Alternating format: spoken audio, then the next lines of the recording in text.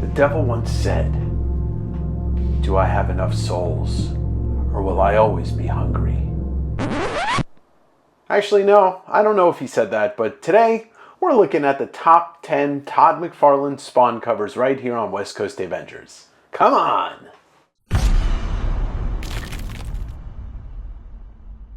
Welcome back to West Coast Davengers. You know what I say, friends. When you see Todd, you buy Todd.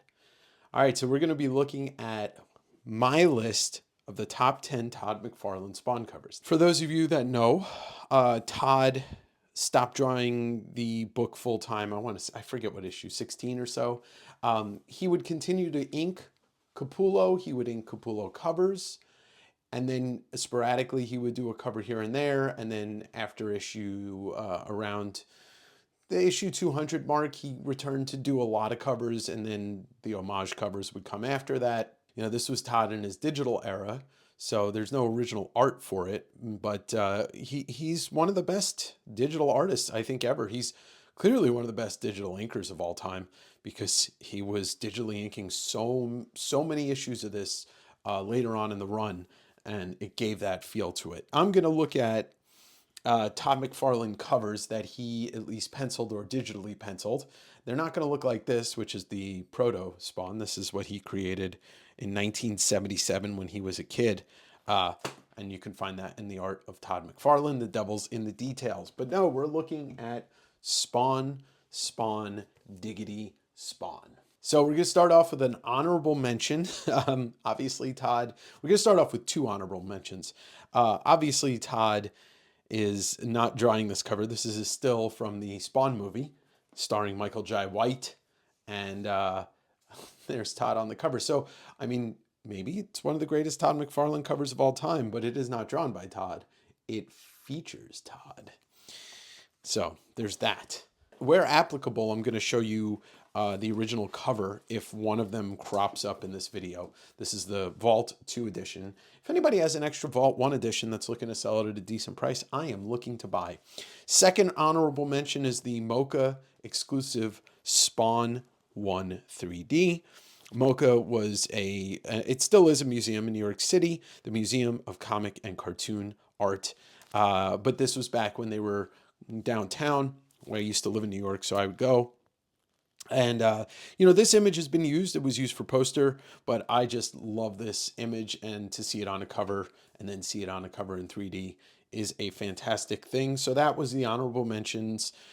We are starting off, and this is, once again, this is a list that I consider. You might have some differences of opinion. You're welcome to put your favorite 10 covers or something that you think should be on this list that maybe yours truly missed. All right, so we're going later in the run. This is issue number 249. Very striking cover to me. Digital Todd. It's inked by, I forget how to say his first name. It's like Shimon Kudransky. It's not Simon. I just love this. Like every time I come across this book in the wild, or if it shows up in a collection that I buy, this is one that I always tout as one of the coolest covers if I'm selling a copy on my live sale, which happens every other Wednesday right here on this channel. So it's horror, but I really dig this cover. So this is my number 10. All right, coming in with a little blast from the past. If you were my age in 1993 when this book came out, then you know how badass this cover looked to you as a kid. Well, it still looks pretty badass. This is Spawn number 7. You got Todd doing the artwork on it. Once again, you know, this is kind of a rarity for him. He didn't put his name on here at all. I think there's a reason why it was left off, or it was an accident. But anyway, fantastic cover, just super badass. The 7th issue, you're still getting to know Al. You're still getting to know Spawn and the world that Todd has created for this character. And I just think, you know, this cover is amazing. Spawn 7 for my 9th pick. The last time I did one of these top 10 Todd lists, I ruled out homages. But because the Spawn homages are so awesome, and they really are a highlight of the 200 era run from 200 to 300, we'll start with my 8th pick. This is Spawn number 229, the homage to King Size Hulk or Giant Size Hulk #1, the classic Jim Steranko cover where the trade dress is, Hulk's interacting with the trade dress. And then, Todd would go on to kind of stylize, homage that in Hulk for 345. But this is Spawn #229, and it's Spawn battles the humans. But just awesome. Like, it's funny because I had stopped collecting Spawn, but I was collecting weekly books when this came out, and I passed on it. I'm like, oh, I'll get it again. I'll find it down the line. No, these all have very low print runs, so it takes a lot of money to pick up these books now. And then we're going to do a couple of homages in a row from that era of 220 to 232. Spawn #230, homaging the classic Batman 423. Todd homaging Todd. This time the colors are done right, and there's no red where there should be yellow, as the Batman 423 cover indicates. But we got Wanda, we got Spawn, and it's Todd having fun and kind of just doing the same thing. The trade dress is exactly the same kind of font as the Batman trade dress, so it really is a great homage. He called them parodies at the time because they kind of were. There was some humor in them, so that my next pick will show you that there is definitely some humor. Spawn #226, which homages Hulk 340, Todd homaging Todd. And he wrote parody down here. But yeah, I mean, he's got knives. He's got what amounts to steak knives or butcher's knives. And that's the clown, aka Violator, with the reflection of Spawn in the knives. You got the same font type as the Hulk 340 had. You just can't beat it. And at this time in the, was this like 2013, so this is right before I moved to Seattle from New York, you weren't seeing homage covers all the time, and you weren't seeing Todd homage himself. That's what makes these kind of so unique. That was my sixth pick, and coming in at #5 during the team up of Eric Larson and Todd on the Spawn book, where they teamed Savage Dragon with Spawn. This was just a nice breath of fresh air. And I know there's different variants of this, but I love Todd doing Savage Dragon in the Spawn costume. Look at the size of those arms. He gets the fin right. He's stocky, but he's huge. And it's just fun to see Savage Dragon in the Spawn costume. But, Eric did, that's interesting. This is a variant. Okay. Eric did most of the art for these books, and then Todd would ink it. But Eric's art was roughs, a lot of rough pencils and light pencils. But still love this team up. And, when I had Eric on, he said something like, I've drawn more covers of Spawn than Todd has. He's not completely wrong, at least in a certain era. So that was #5.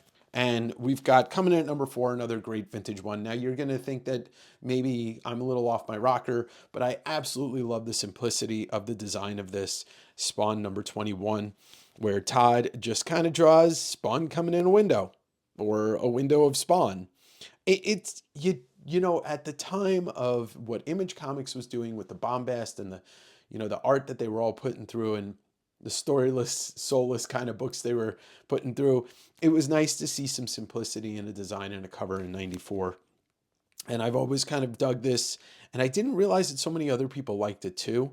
Also, the colors on, and obviously he didn't do the colors, but he might have done the notes for the colors of the green with the yellow, and the yellow here and the yellow trim here. I just kind of dig its simplicity. It would be cool to have this as maybe like, maybe McFarlane Toys does like a little bust like this, to put that on the shelf, or bookends, one here and one facing that way. Free idea for you, Todd.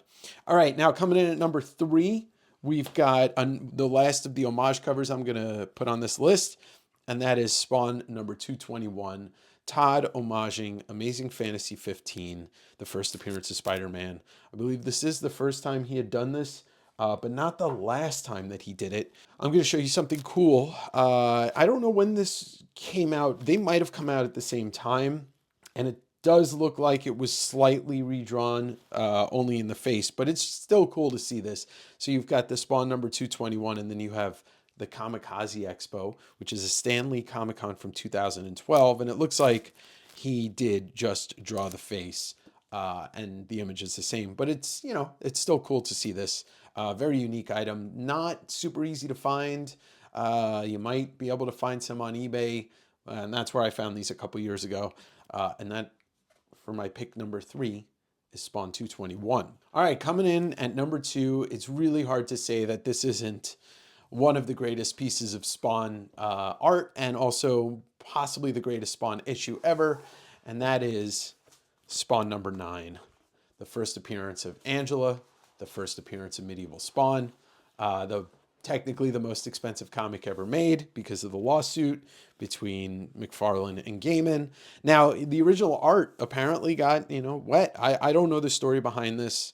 I don't know if it was ever touched up, but we're introduced to a character that we all kind of loved pretty instantly because the story was great and their back and forth was great. And Medieval Spawn, one of the coolest designs, which got made into that Kickstarter figure last year.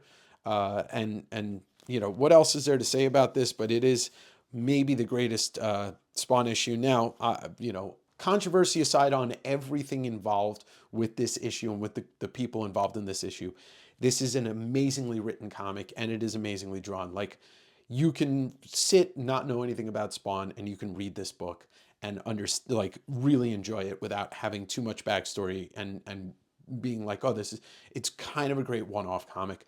But I do love this cover, the ribbons, the amount of Spawn tokens that she's amassed, and the armor, everything.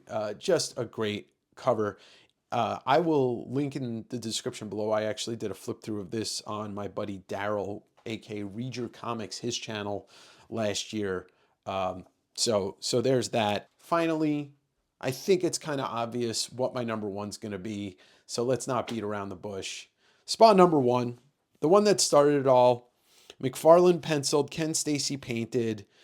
This image launched, image, but not really, but this propelled Image to a new place. And where it would end up going is completely different these days, but Spawn still exists. This cover sold, this book sold something, I think, like somewhere between, I don't know the number, it's somewhere between 1 million and 3 million copies. Probably the greatest single selling comic of all time, because there were no variants. There were no trading cards, there were no gatefold, there was no variants on this. This is Spawn 1, and that's all it's ever been. They've, done different editions since then, but this is the singular released comic. And if you haven't seen my interview with Todd McFarlane, he talks about how this artwork almost got destroyed in an accident. There's so much story behind it. There's so much imagery in it. The hand is so classic. It's just great. It's great. It is Spawn. This encapsulates the 90s. It encapsulates what independent comics weren't at the time, and then when they were, was because of this. I mean, all respects due to the other Image founders, but this is the book and this is the cover. This is my copy that I've had for, I honestly couldn't tell you. So it's probably one of my first copies. I did buy this a couple of times because I just loved it so much, and I got it signed by Todd in person. That's got to be at least 20 years ago. And so my love for his art and the stuff that he's done, and the figures, all that stuff, it really comes from the Amazing Spider-Man, but really, like, this comic means so much to me. And maybe I'm being biased, but I don't think anybody's going to disagree with me that's a Spawn fan that would say that this isn't the greatest Spawn cover of all time. I mean, it's too awesome. So that's going to be all for this. Look forward to something coming up in the future. I'm going to do a top 10 Greg Capullo Spawn covers video, because Greg is the second greatest Spawn artist, and he's done more issues than anybody else. So got to give him his due, because he's fucking Greg Capullo. Anyway, back to you, Dave. I hope you enjoyed that video, and my picks for the 10 best Todd McFarlane Spawn covers. Don't forget to drop a comment down below and let me know about your 10 favorite, or if I missed one but you agree with most of them. Please like the video. It does help. It pushes it through the cyberspace algorithm. And if you are not subscribed, You can hit the subscribe button right now, and if you are subscribed, you can hit the bell so you're notified every time I drop a video. I have a podcast called Direct Edition. It is an addition to this channel. It's more focused on interviews and some personal anecdotes. So if you enjoy what I do here, you'll enjoy what I do over there. You can watch a Sanford Green interview. He did a Spawn cover, as well as a Sean Crystal interview. He did a King Spawn cover. So if you're a Spawn fan, there's no reason not to go over there. All right, everybody, have a great weekend. Bye. Bye. There's only one mantra that you all need to know. That's that one over there.